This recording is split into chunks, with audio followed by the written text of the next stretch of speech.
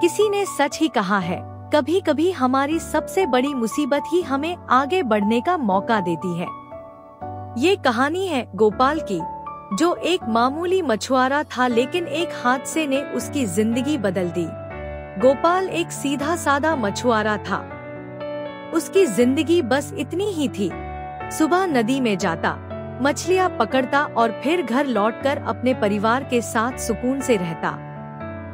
एक बूढ़े साधु बाबा नदी किनारे खड़े होकर गोपाल को नाव से उतरते हुए देखकर मुस्कुराते हुए बोलते हैं, बेटा, तू हर दिन बस उतनी ही मेहनत करता है जितनी जरूरत होती है, लेकिन कभी कुछ बड़ा करने की कोशिश क्यों नहीं करता?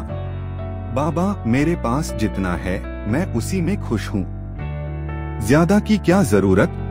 बाबा हल्की मुस्कान के साथ सिर हिलाते हैं और रात में चुपके से उसकी नाव में छेद कर देते हैं। अगली सुबह गोपाल अपनी नाव लेकर नदी में जाता है, लेकिन जैसे ही वह मछली पकड़ना शुरू करता है, नाव में पानी भरने लगता है।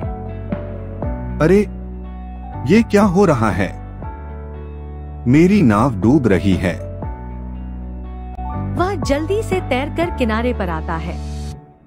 उस दिन गोपाल की दुनिया ही बदल गई। उसकी नाव अब किसी काम की नहीं रही थी और बिना नाव के वह मछलियाँ भी नहीं पकड़ सकता था।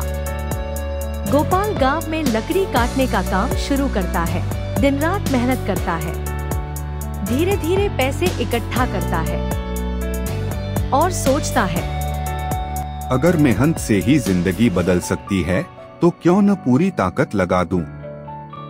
धीरे धीरे वह एक नई बड़ी नाव बनवाता है। अब वह खुद ही नहीं और भी मछुआरों को अपने साथ काम पर रखता है। कुछ साल बाद वही साधु बाबा फिर गांव में आते हैं। गोपाल अब अच्छे कपड़ों में बड़ी नाव के पास खड़ा होता है। बाबा को देखते ही उनके चरण स्पर्श करता है। बाबा, अगर उस दिन मेरी नाव न डूबी होती तो मैं कभी कुछ बड़ा करने की कोशिश नहीं करता। आपने मुझे जिंदगी का सबसे बड़ा सबक सिखाया।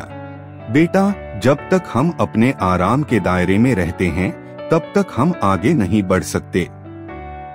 सीख, कभी कभी जिंदगी हमें जो देती है वह हमें रोकती भी है, लेकिन जो सब कुछ खोकर भी आगे बढ़ने की हिम्मत रखते हैं वही असली विजेता होते हैं।